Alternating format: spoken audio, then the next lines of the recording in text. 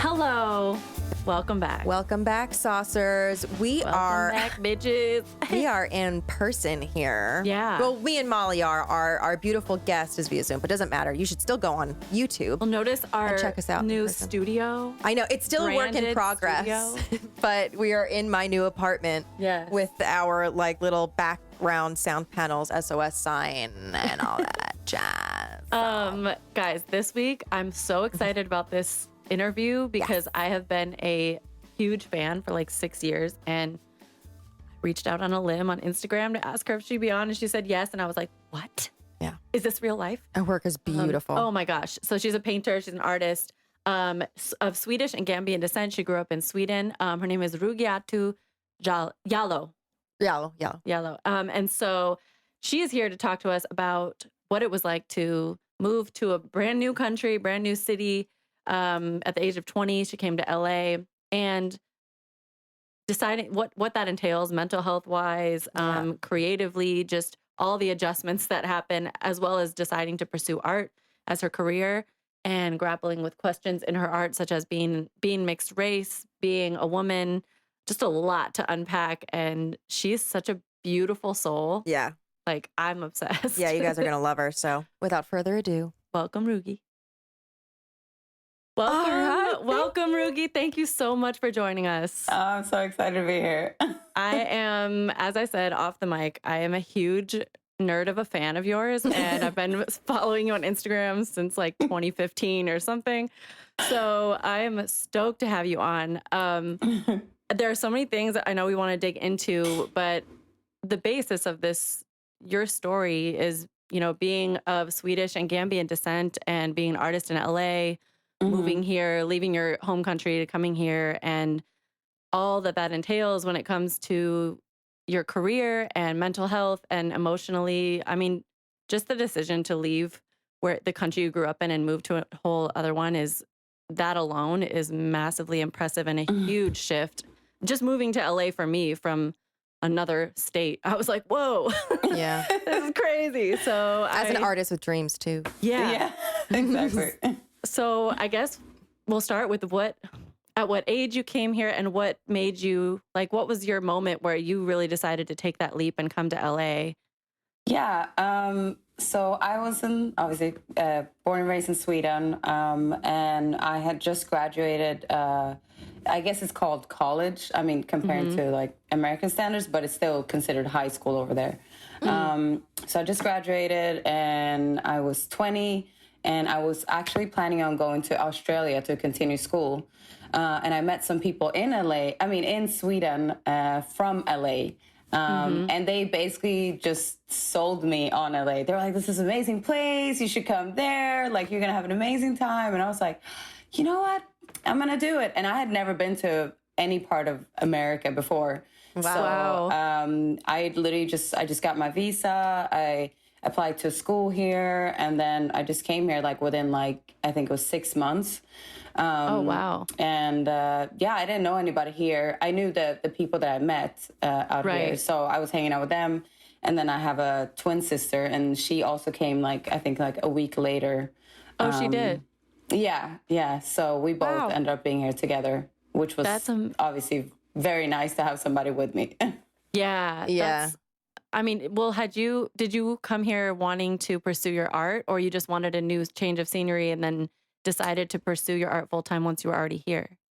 It's crazy because I had no real intention of pursuing art. I've always known that I would never have like a regular day job, like like 9 to 5, I would be depressed 100%. And I knew I wanted to do something within art, but growing up in Sweden, they don't really push your creative sides, and it's a very like social economic society where it's like everybody's equal. You don't stand out. You don't strive for success, So I never really had anybody showing me or telling me that there was, that opportunity of doing that. So I didn't see myself doing that. I was like, if I do this, I'm most likely going to end up on the streets, homeless, and, trying to sell my paintings. So I didn't really see a future in that. So it wasn't until I came here, and I'd been here for several years, that I had, it was actually an ex-boyfriend of mine, pushing me to, start selling my pieces. Because before that, I was just here and trying to figure out what I wanted to go to school for. And I actually ended up with computer animation. Oh, cool. Wow. Yeah, so that's what I went to school for. But as soon as I realized, like, okay, I can actually pursue art and I won't be homeless. Right. Yeah. Right. I was like, oh my God, I'm going for this because this is my first passion. Like, I love painting. And Yeah. Did you have like a culture shock coming here at all? Oh my God, yes. Yeah. Yeah. Oh yes, in a lot of ways, both good and bad. It's very different in Sweden from here, mindset wise, but even just like the homeless population. Like growing up in Sweden, you barely see like homeless people, and then I came here and I was like, I mean, Right. Yeah. so sad. Like it was horrible seeing it, like how many homeless people there were here, and like just seeing. Also encountering more like racism, because I didn't really grow up seeing that, and I'm like one out of a few that like never really saw it in Sweden. There are a few people that encounter it, but it's just not to the extent that it is here. Really? So that was also a shock for me to just encounter that, and seeing the difference in like my dark skinned friend, and like how I was treated better because I was light skinned, just all of that. There was a lot of definitely culture shocks. Those were the bad ones. There was obviously good ones as well. Did you grow up in Stockholm or where in Sweden?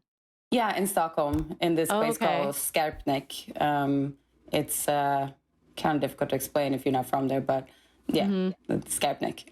That's when I was 11. My family, my parents and my brother and I lived in Lillehammer for like 6 months, and then we went to Stockholm, and we went to Finland and Sweden, and that was my little taste of it. But being in Norway for that long, it's like Scandinavia has such a feel to it, like such a specific feel, and it's so like cozy. I don't know. That's the first word that comes to my mind. I would say the same, and it's just so much nature. Like I love Sweden. If it wasn't for the weather, because it's like cold 75% of the year, I would live there. But I just can't deal with the cold. But yeah.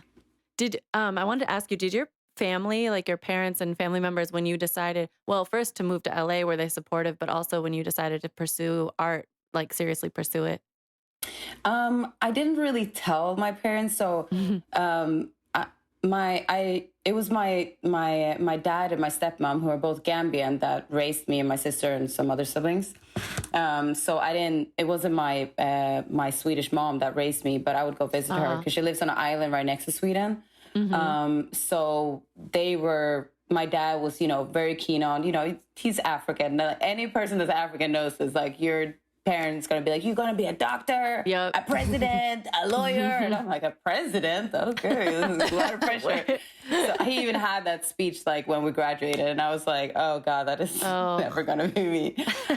But so I didn't really tell him what I was planning on doing, that it was within art. I was just like, yeah, we're going to the US to study. And he was just like, oh, great, have fun. Like, sounds great. He was just like, oh, they make money. Like, that's him.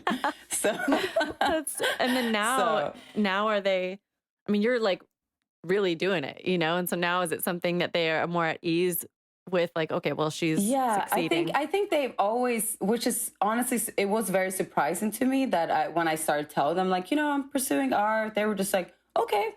Like, I think they don't have much knowledge. Like my mom, on the other hand, does. I mean, she's painted her entire life, but she never pursued it either. My grandma as well. So it's definitely like running in the family when it comes to my mom. Yeah. But yeah, he didn't really have much to say about it. He was just like, okay, I'm sure you'll do great. Be patient, Yeah. So it was honestly very surprising. I didn't think he was going to be that accepting of it. I think I was assuming that he was going to think like, ooh, like, don't do this, you're going to be poor. Yeah. Because that's the mindset of most, at least West Africans, like, like doing creative stuff is just not really the route to go, basically. Yeah. Did it take time for you to build your confidence as an artist, like, let alone if you were still in Sweden, but in America, like in Los Angeles, did it take time for you to kind of like build that sort of space for yourself and be like, I can do this? I think before my ex had basically pushed me, like, I definitely didn't really see anybody buying my art. I was like, I mean, I'm painting for myself. So even when he was like telling me, like, why are you not selling your art? I was like, would anybody buy this? Right. Because, you know, you when you're in that mindset, you're thinking, okay, there's way better painters than me. Like, why would anybody want to buy my art? And, you know, I wasn't consistently painting. So I didn't, you know, if you're not consistently painting, you're not really improving.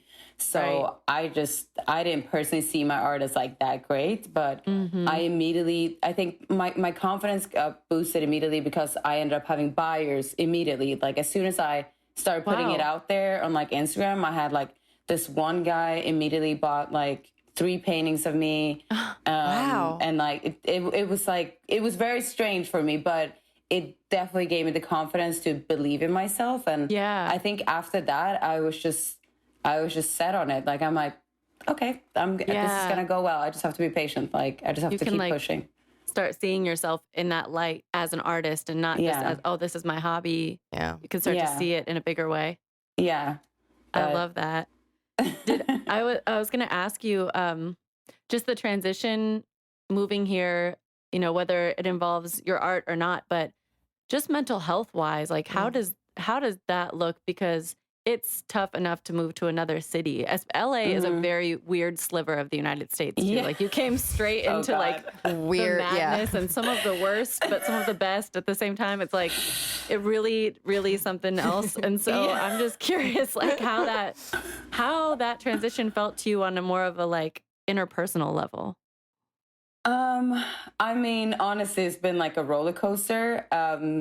It definitely made me realize that I'm a strong person because I've gone through so many ups and downs with meeting people here. Or I think at first I was very naive, so I just trusted everybody, and you know, people ripped me off and used me and my sister like all the time. It was terrible at first. But once I realized, okay, maybe I can't trust everybody. Like got to be careful with who you know and who you talk to and who you rely on. I just, I kind of just fell into like, okay, understanding that, a lot of people that come to LA come for opportunities. And unfortunately, it creates a lot of fake people. Yeah. It does. I don't feel necessarily like,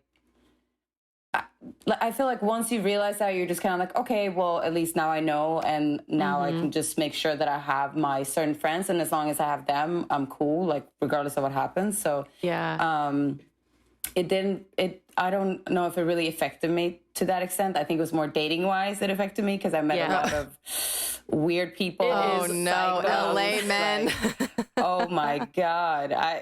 Oh yeah, it's rough. That took a toll on me mentally for sure. I wasn't, I mean, even like it's very different in Sweden, like the dating scene. Like, when you date somebody there, you're dating that one person, but here it's like people will date like several people at the same time.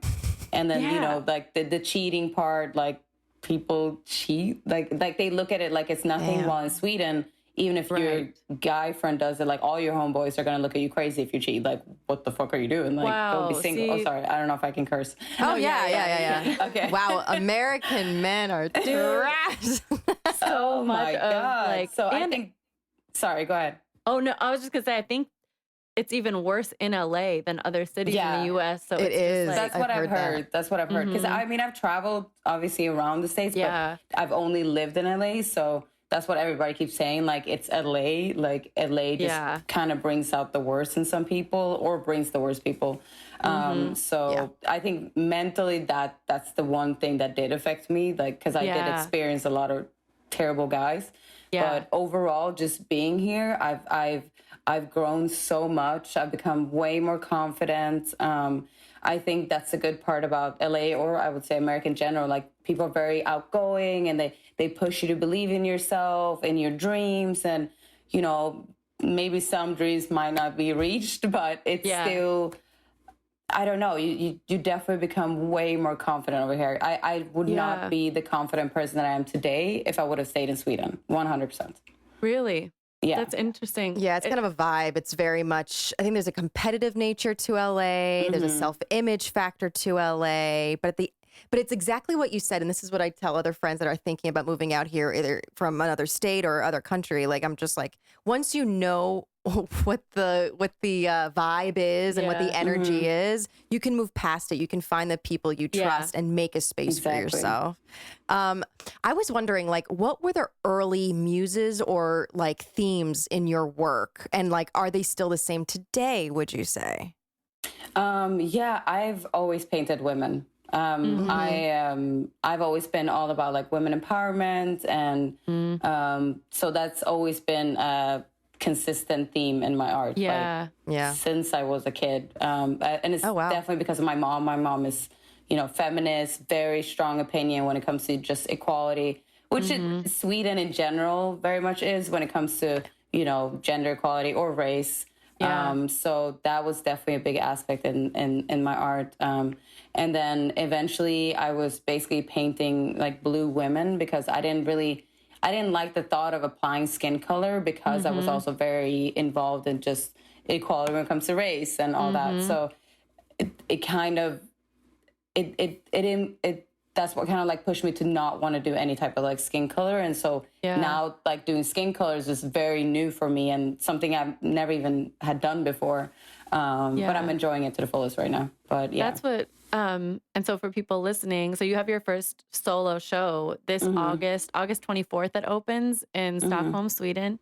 Yeah. And I know from being an Instagram stalker of your work, this like your pieces that you're doing right now, and correct me if from what I understand, it's bridging the gap between like growing up, bridging the gap between two cultures, right? As a woman, and also you're using threads on your paintings, which I'm obsessed with. But the concept, so you brought up like skin tone in your paintings, so now. So these works that you're working on now, how do you feel that working on them has actually contributed to your understanding of yourself coming from multiple different backgrounds? I think that's still something I'm trying to figure out because with this new pieces, before I was only focused on just like, okay, Black women and Black history, everything that comes with that. And then it wasn't until I think December, January, that's when I started on these new pieces where it was more of exploration of like what it is for me to be a mixed woman and trying to identify both with, my white side and my West African side, my Black side.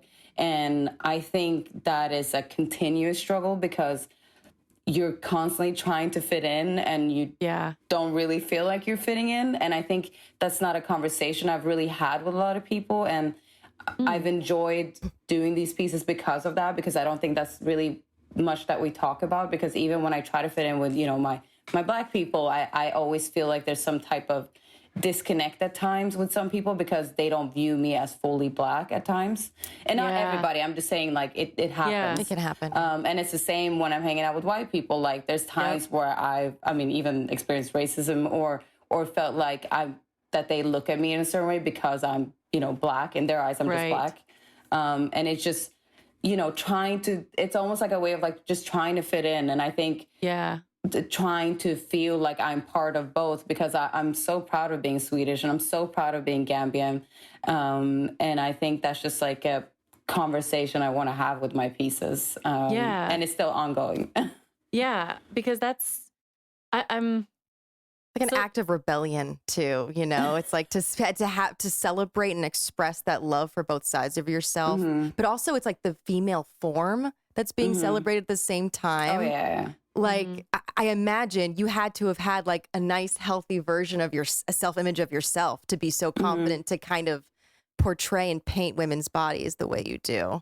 Did that ever have a... I would say at a younger age, I was definitely extremely insecure. And I've always loved like the female form, just like the curves, like any aspect of it. And I think it taught me a lot about just the insecurities that all women and men obviously carry, but we're focusing on women. And just, I would have friends complain about, their hips or, their thighs. And I'm like, and I was so skinny. I had a very fast metabolism. So it was difficult for me to gain weight. So I would always be like, how do you not see like how freaking gorgeous your body is? Like, I wish I had that. And I think that's like, you know, we always walk around comparing ourselves like, oh, I wish I had that. I wish I had that. But at the end of the day, like we're all individually beautiful in our own ways. And I think that's what makes it so beautiful. And I've loved to just always keep pushing the whole women empowerment aspect in my art and just pushing the beauty in the form. And I do kind of stick to like one type of shape, which is more towards my shape, which is just automatic thing. But I think it's definitely something important and something that we should be talking about. And I've always been very keen on, you know, just self-love and all that. Yeah. And also, you know, going back to how you said it's not, being of mixed race is not a conversation you said you've had with even a lot of your friends, let alone in your art. But I think that that's so interesting because, and I hear that actually from a lot of my mixed friends, a lot of people say it's like almost a taboo subject, even though it's not, but it's just like, why is it not really spoken about? But also this feeling, at least from a lot of what I've heard from my friends, of having to kind of pick one side to identify with more. And I don't know if you felt like that, or if that's why you said, you know, at first you were focusing on like Black women, but now you're joining the two sides of yourself. But it just seems like it's the most natural thing. Being born into this world, looking how you look is the most natural thing. None of us have any say over it. And yet it like, we spend our whole lives trying to like identify with what we naturally are. And it's crazy to me. Like, I think art is having like artwork and music and actual pieces of art that grapple with that conversation, I think is so important because, like you said, for whatever reasons, obviously there's a lot of them, but it's not talked about that much. Yeah, no, I haven't really, especially like within art, I haven't really seen anybody approach that topic. So I did feel pretty excited to get into that. And I'm currently very excited about it. It's just, it's an interesting topic. And like I said, I do want to have like that conversation, like even on like Instagram or something like that, because I feel like a lot of people don't think about it. And it's just, it can be like hurtful almost at times, you know, how like, you know, you see that just kind of gap between like maybe like some Black people that will have, or the white people that I'm around, and I can tell that I'm kind of like excluded because, or just not fully included. I wouldn't say excluded. I would say just not fully included because it's just like, I mean, yeah, you're cool, but you're not really one of us. Like, you know, from like, both sides. And I understand it to a certain extent, especially like, you know, with Black people, I can understand that, you know, some Black people can feel some type of way because, you know, as a light-skinned woman, I'm definitely more privileged than somebody that's dark-skinned, which was a huge thing that I noticed when I came here. I didn't really see that in Sweden, but here it was very noticeable. And extremely sad that that's even it's so prevalent. So I get it to a certain extent, but at the same time, I don't know. I'm kind of all over the place with my thoughts about it, but it's definitely an interesting conversation for sure. I know. Yeah. I mean, I relate to that too. I'm half Puerto Rican, and like it's very interesting, and it's another thing of like being an American and also like having two different cultures and one culture that you wish you knew more about as well, and like, you know, and people just want to put a label onto you when you just you're like, I don't know what you want me to do. I really don't. But as an artist, there's a privilege in that alone because you can express all of those complicated feelings of identity, of perseverance, of courage, you know, of being uniquely you, to be cheesy, I guess. Which that's so beautiful and like, I kind of, and I guess you kind of answered because I was going to say, what are some ways that painting and this most recent collection, but anything in general, even before you started like addressing that question of mixed race, but what are some of the things that painting has helped you learn about yourself, even from your early times? Because it sounds like you've been painting and doing art since you were little. So what, I think, honestly, it's not until these last couple years that I've learned more about myself when it comes to my art. In general, it's just been it's been more of like a therapeutic thing for me to do. Like like when I paint, it's like meditation, and at the same time, it's excitement. It's just, it's a powerful feeling, painting. And I think I even expressed this to friends of mine, like, you don't have to be a painter to paint. Like, this is something that you could do, like, that can actually help you when you're going through things. And for me, it's extremely therapeutic. So I don't think I've necessarily had any, I don't know. I think I'm not really sure how to answer that question, but I will say, like, with any piece that I've done, like, it's always been relating to something that I'm very passionate about, like, which is, you know, like I said, women empowerment, and Black history has always been something that's very, very interesting topic to me. Like, I think I was around like 13 when I saw this documentary about like Maya Angelou, and that's when I really got involved into it, and just, you know, researching just like African history, you know, the slave trade, American history, when it comes to African Americans. And that's what really got me heavy into, you know, just like portraying that into my pieces, which has been also very emotional, because I do, you know, I'm a very emotional being, and definitely the Pisces. Pisces, I was gonna say Pisces. Oh yeah, Love I'm it. so emotional. Like, I can barely handle the news. Like, I'm such an empath. Like, I just feel so much that it's hard for me to just be around certain energies. And that's why, especially like with Black history, it just affected me so deeply that I wanted to include that into my art. And now just having this conversation where it's more about me, of being, you know, a mixed race, I think that has been just an interesting exploration, just my thoughts and how I feel about it, and just also being more aware of it, because I wasn't really thinking about it to that extent, but now I've been thinking about it more, the more that I paint and have this conversation within my art. So, yeah. Have you noticed interesting feedback and in your connections with people, fans or buyers of your work at shows or on Instagram or anything, like anything that you found interesting, like they've connected with you on certain things that you didn't maybe see that coming before? I don't know. Or like an interpretation of your work that you didn't like maybe think people of? reaching out, like loving your work and maybe seeing something like themselves reflected in it in a way. Have you noticed that kind of? I mean, I think the most, when I was really getting a lot of response, was when I was focusing on Black women. I would have a lot of Black friends or other like Black women that I didn't know approach me about it and just speak about the pieces, and just like, you know, the appreciation of me pursuing that.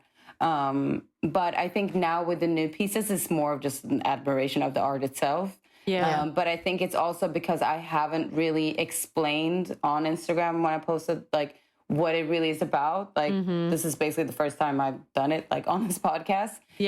But I do want to do like some type of video or something where I can talk about this and explain what it is that I'm actually doing with these pieces, because right now people are just looking at it like, oh, it's cool, it's beautiful, you know. I haven't really explained anything about it. So I think once I've done that, it's going to create more of a conversation of these pieces. We can just send you the clips, and you don't have to do anything else. You'll be good. I do, like, because that was, I think I just read it in a caption that like earlier this year or something, because it wasn't, you didn't make a big post about it. But once I read that, it really did, like, otherwise you're looking at them like, wow, that's really pretty, I like the lines, but it really did change how I looked at them then when I was looking at all your posts as you've been working on this, because that's a really integral part of, people need to know that, because I think it really will start a conversation, especially such like, even like visually contrasting cultures, Swedish and Gambian. It's like, it's not even like, oh, usually people from those countries kind of look alike. No, it's like, you think blonde hair, blue eyed girls, and then like black girls.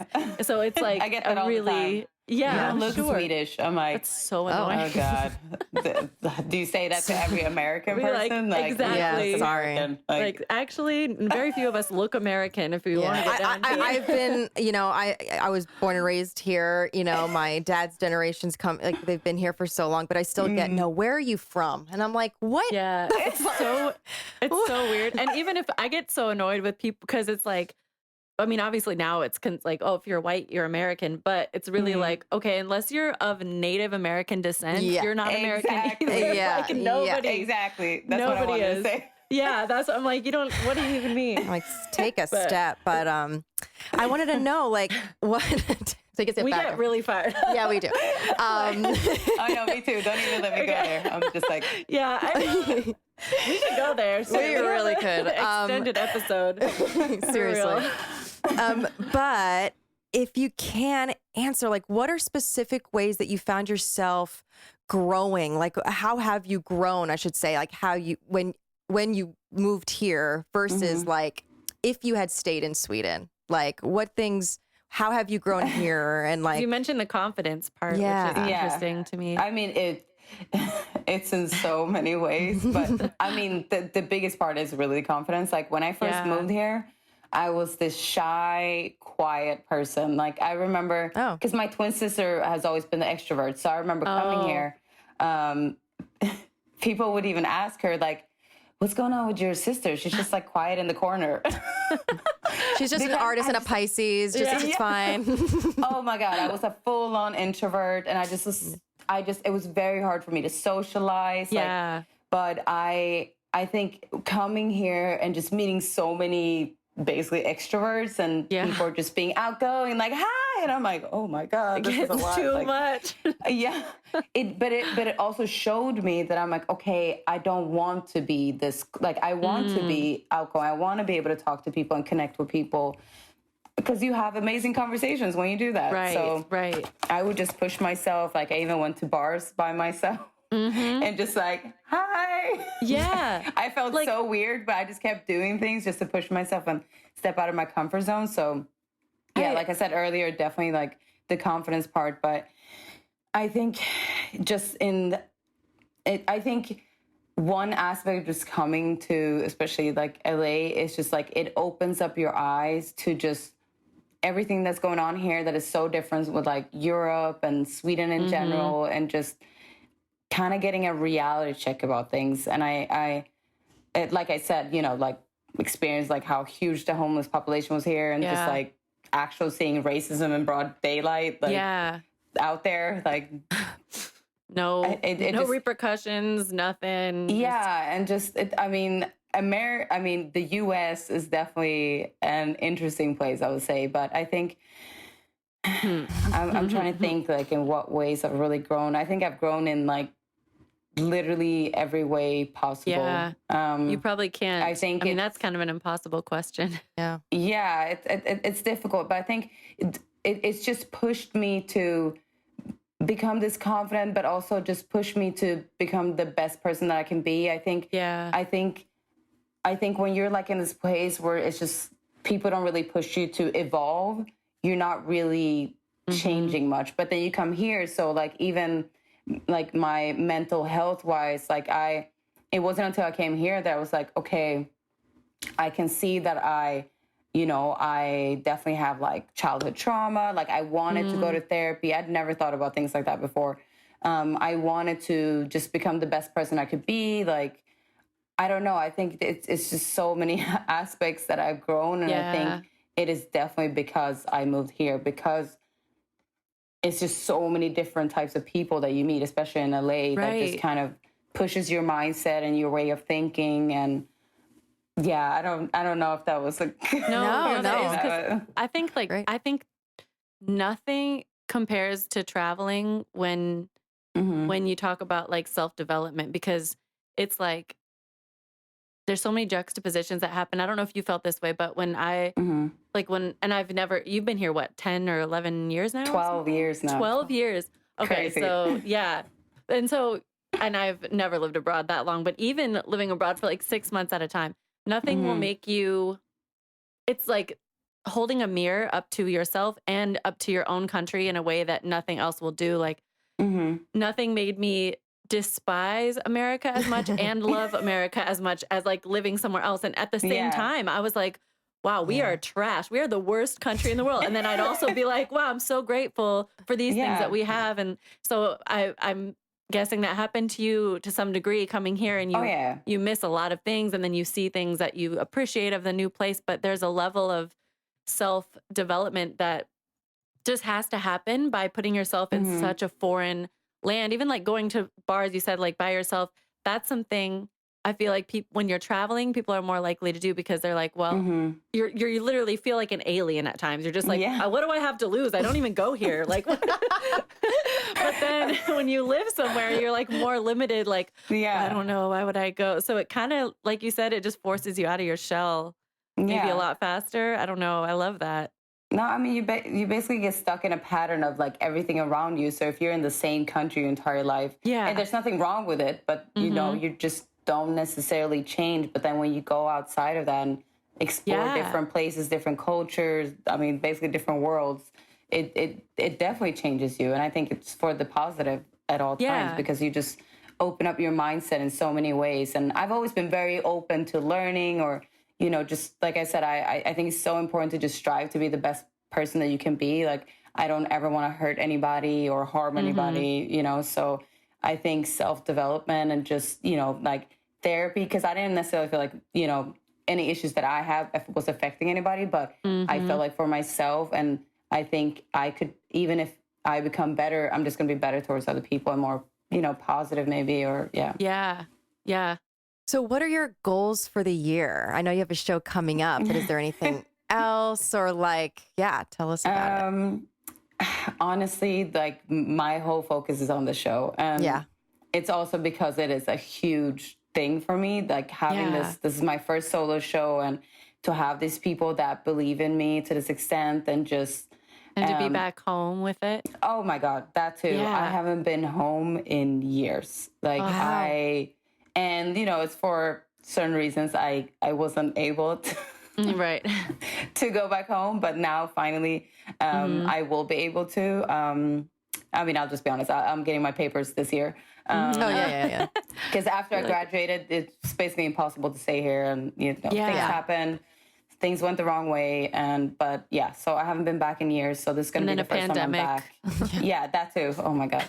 I'm very excited, but that's the main focus right now. Like this, even like working towards this show has pushed my art and myself. Like I've had people that mentor me, like this guy Canyon, that's in the same like building, because I'm in this building with like other artists, amazing artists. I love that. And this guy Canyon has helped me so much in just pushing myself and stepping out of my comfort zone, and I definitely seen my art improve in so many ways. So that's exciting. My only goal right now is just to keep pushing it and keep improving, because I know I can improve. Like any artist can improve. You just gotta keep painting, and just see where it takes me. And then after the show, we'll see what happens. I mean, I'm sure I'll have more shows, and hopefully I'll have some here in LA. Oh yeah, I hope so. I'm there. We'll promote it. Doors and aren't even open yet. I'm like, I know. I'll post it for sure. So I mean, there's for sure going to be shows here. Probably more like group shows and things like that. But yeah, my only focus right now is literally the Swedish show, the Spanish pieces, and I couldn't be more excited and more grateful that I finally got my little foot in the door. Yeah, exactly. That and this is, I'm sure, well, it gives me goosebumps whenever somebody gets the chance to. It's like a homecoming of sorts. Like you don't even live in Sweden anymore, and you get to have your show there, and your family can see it, and it's like your first solo show. It's all these things that just give me chills, because so many artists, like that's all we all dream about. Is like, moment. You know, like I'm okay, the day when my parents get to come to the Grammys and watch me perform. It's like there's things that you just like when there's a level of that an artist reaches, like you get to go home and do this big. It's just like, oh yes, like it's a win for everyone. It's an amazing feeling, and I think I didn't even expect it to happen this fast. I was expecting it to take longer. I'm like, probably, but I mean, that's the thing with being creative. You have to be so patient. Like it's gonna take a while. You have to be patient, and then all of a sudden, it all happens all at once, and you have to be prepared out of nowhere. But it's just like putting in the years of work that you've been doing. Yeah, and honestly, it came out of nowhere for me, and I even had like the imposter syndrome because it happened so quickly. I was just like, I'm not good enough, and things are just gonna go wrong now. Like I was freaking out because I was not ready to do well. I'm like, okay. Like, it's like a mental. So I had to work past that. Yeah. Now I'm just excited and grateful. But I'm so excited for you for that. And I wanted to wrap up with asking if you could talk to your 20-year-old self that's about to move to LA, about to get on the plane. This is such a loaded question, but what would you tell her? Like, whether it's advice or just like, don't date for 5 years. I don't know. Yeah. Because there's other girls out there that are probably would take this advice. So yeah. Yeah. I mean, honestly, I don't believe in having regrets. I think every decision I've made has gotten me to this point that I'm at right now, and I couldn't be more happy and grateful for it. And I've had, I mean, the worst things happen to me, but I've also had the best things happen to me. So I don't really have any regrets. I think it just shaped me into the person I am today.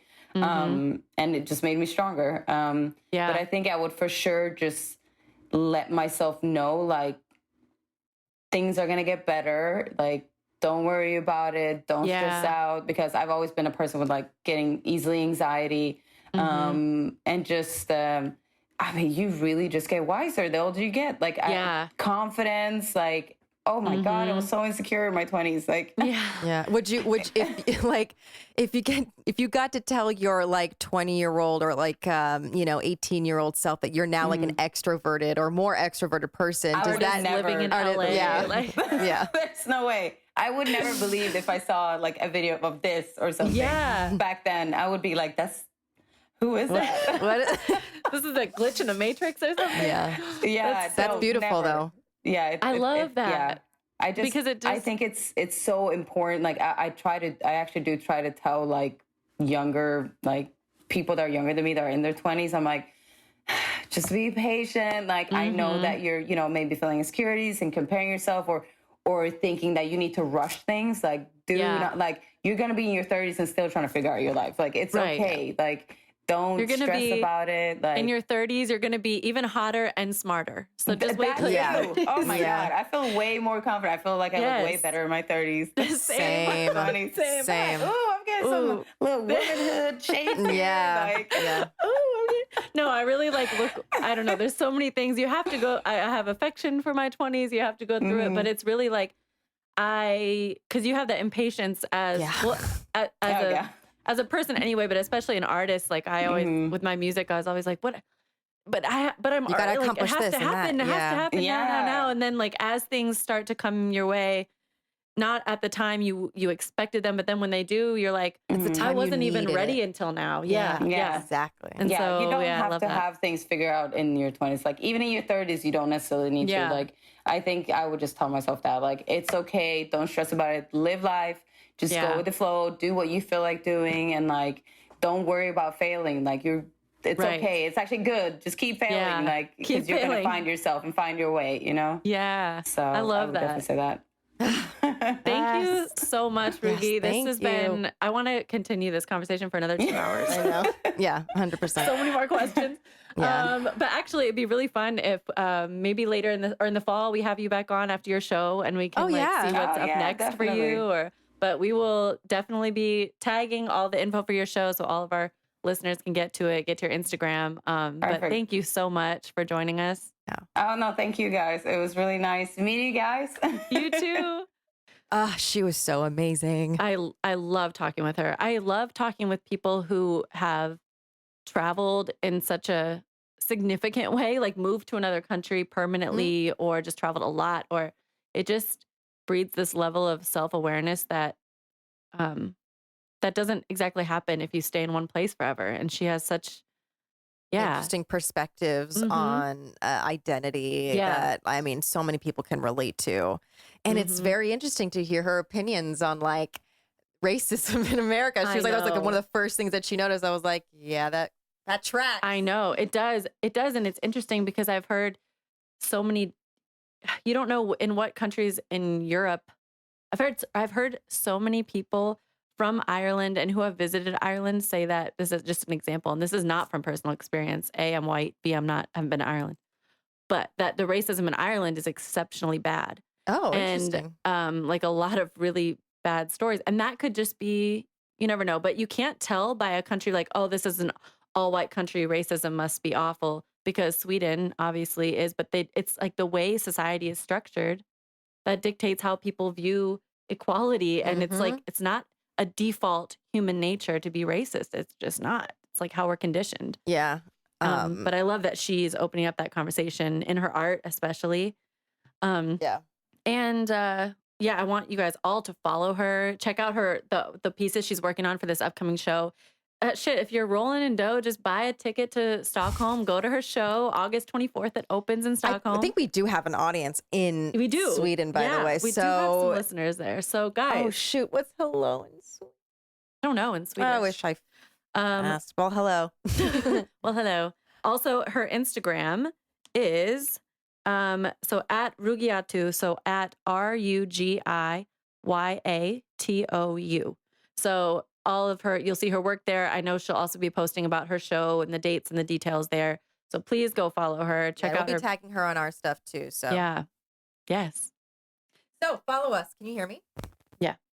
Follow us at the SOS Pod on Instagram and Twitter. We're having mic issues. Bear with us. And also on YouTube, SOS with Molly and Alyssa. We're in person. Subscribe to us. Rate and review us on all, Google, Spotify, Apple Podcasts. It helps us reach more people when you rate and review. So please do that, guys. Please do. I'm Molly Cottrell. I'm Alyssa Rosano. And here's to turning meltdowns into magic.